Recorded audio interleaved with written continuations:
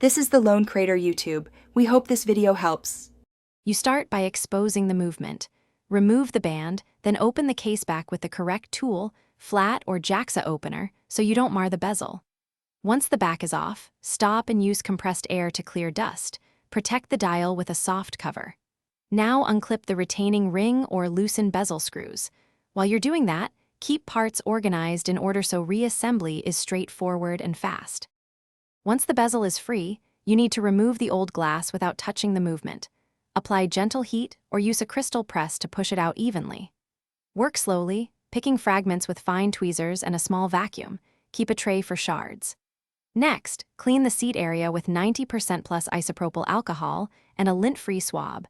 Because proper adhesion depends on a contaminant-free surface, make sure it's fully dry before you place the new glass. Fit the new crystal into the press and align it squarely over the seat. Press down evenly until it snaps in place, because uneven force will crack the glass or bend the bezel. Once seated, replace the gasket and reassemble the bezel and caseback. Torque screws to snug, not over tight. Test buttons and crown.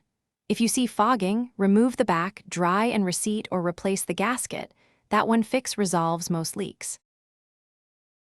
Thanks for watching. Consider subscribing if we helped you.